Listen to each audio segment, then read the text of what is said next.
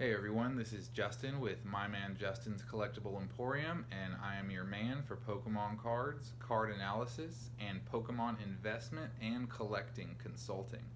Today I'm just going to talk about a few things. I'm going to talk about some insights for investors and collectors. I'm going to talk about my weekly auctions. I'm going to talk about how to deal with people that lie on eBay and kind of work the system and scam to get free cards, and also just some insights I've seen into my sales. So first thing is some insights into my own sales. I just wanted to note that incomplete or near complete lots have been something that have had a high rate of sales versus individual cards. For example, I've got a lot of near complete lots right now because what I do is some of the collections I buy will have a whole bunch of kind of bulk cards, but from Wizards of the Coast era sets like Gym Heroes, Gym Challenge, the Neo sets. I've got Fossil, Jungle, Base 2, and a couple of EX sets. And what I do is I just take the time to organize them into lots numerically. And what this does is it kind of, I think what it does is it having a nice organized lot, a majority of these kind of cards that are a little more tedious to collect, it kind of compels people to say, oh, okay, look, here's 80 of the 100 cards. They're all nice to go. This will give me a nice head start on this collection because I think it's a nice collection. And then I'll just buy the other 20 individually. So I think people are liking that kind of setup, and it's actually proven to be really a high seller this past couple of weeks that I've had these organized lots listed, and I have quite a few of them right now. So that's just something to consider. People, that to me just shows that people are interested in collecting the full sets to kind of get the full feel and the whole kind of set as a whole to see what, because each set kind of has an individual unique aesthetic or theme with it, and I think people want these kind of complete sets like that, and this gives them a kind of a push to do it and a head start on it. So that's just one thing to look out for, these near complete sets. They're good for collectors that kind of maybe need some direction. It gives them that nice head start. Next, I wanted to talk about dealing with people that lie about receiving their cards. So with selling individuals, it's not a lot of the time cards under 10. So basically my policy is cards under $10 I don't ship with tracking. So what sometimes people do is they'll say, oh, I never received the card, and of course there's no way for me to prove that. So with eBay policy I usually have to refund them if they continue to push it. So basically I've accepted this is essentially a cost of doing business, but there is some ways to mitigate this, and I just wanted to share that with you. So one way I mitigate this is when a card is anywhere from $6, $7, $8, $9, what I'll do first is I'll contact the buyer and I'll just ask them, hey, since you're kind of so close to that $10 mark, which is what my policy is to send with shipping, I wanted to see if you mind this being shipped without tracking, and if you do want tracking, I'll do that for you. And this allows me to kind of get a feel for what kind of person they are.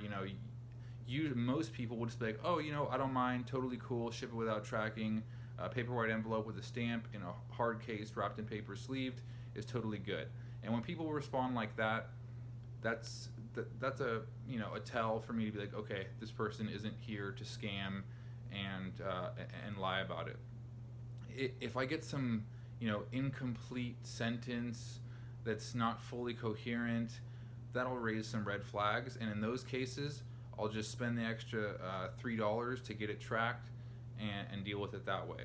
Another thing I do to prevent this kind of stuff in the future is if they do contact me and say, oh, I didn't receive it, I'll just let them know straight up, hey, well, this is my policy. What I have to do to protect myself is if I don't get a return from the USPS on this, because the chances are, I've shipped out thousands and thousands of cards, and it's so rare for a card to actually just be lost in the mail system. Usually the worst that really happens is it gets returned back to me. So if I don't get it returned back to me, my policy is to block that user.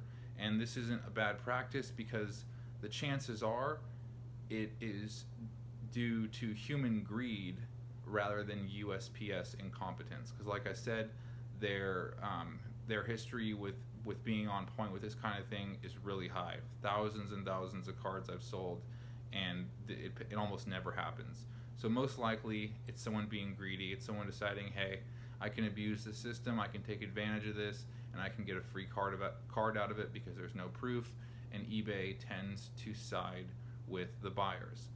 So that's another way I deal with it. People like that, if they do want to push it all the way to the end and I don't get it back from USPS, I'll just block that user from my store. I'll let them know that I'll be blocking them, and I'll let them know that I'm going to contact some of the other sellers I know to let them know, because we need to protect ourselves as sellers on eBay, and let them know, hey, this user may be someone who's scamming people, and just to put that out there. I've actually had a couple times when I let people know this, they'll all of a sudden say, oh, I got it today. I've had that happen several times. So it's kind of sad. It's like, for $5 you're willing to lie, but that's just how it is. So those are just ways to kind of deal with this aspect of selling on eBay. Most people, most of the time, are honest, and that's something really, profound and great about eBay. It was one of the things that they were worried about it not working in the beginning. They even had these people that worked as intermediaries where you would send it to them and they would get a portion of the profit and take all of the liability for the sale. But they actually ended up going out of business. It didn't work because on eBay, most people are good and honest, and we didn't have to do all that kind of stuff. Most people are honest, they're honest about it, and they work things out like good, honest people. So that's a really good thing about eBay. Some people, try to trash talk eBay and say bad things about it, but I've been on it since 1999 now, so long time, and it's been a great platform for selling. I've most of the time dealt with great people, and people are just happy to get new cards and good quality cards and cards that match their description and are shipped promptly and are packaged well and all those types of things. And as long as that's all going on with the seller and the buyer, it's usually a good healthy transaction, and eBay is a great platform, and we reach so wide with it. It's a enormously beneficial resource for sellers and buyers alike. Wanted to share some insights for investors and collectors. So what I've noticed is for high ticket cards, such as Gold Star cards, what I've noticed that a lot of people are doing, and this also is true with the older EX series EX cards, people go through eBay to try to find mint cards that are truly mint, at least mint, like PSA 9, so they could buy them individually, make the investment, send it into PSA, and get at least that 9, hopefully a 10, and then make a nice investment on a nice profit on that investment. So what this has caused is people to overlook the lower grade, for example, Gold Star cards. And what that's doing is making the Gold Star lower grade cards, the 4, 5s, and 6s, undervalued. So right now, you can actually get those cards cheaper than market value. And this is the kind of thing you want to look for as an investor, because these are the kind of the tactics that you can use to make money in the long run. So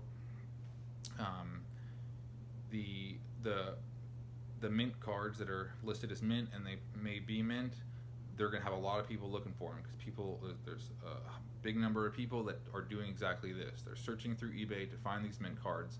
So the 5s and 6s are undervalued. So what you can do is pick these up right now. You can make that investment to kind of scoop these up while they're undervalued, and you can either just have them for part of your collection and not pay an under market value price for them, which is always wise to do, or you can also buy them to have them graded and sell lower graded Gold Star cards. And there is plenty of people that would love to have a graded even PSA 6, maybe even a PSA 5 Gold Star collection. Some people fail to realize that a PSA 4 card is actually a really nice card. Here, I'll show you right here. So here, this is a PSA 4 Gold Star Charizard. Now when you look at it, I mean, looks pretty nice. There's no creases on it. There's no bends. There's no scratches. There's no major wear on the back, right? Looks like a pretty nice card. It probably wouldn't look too bad to have a whole set of PSA 4 even Gold Star cards. It would look great.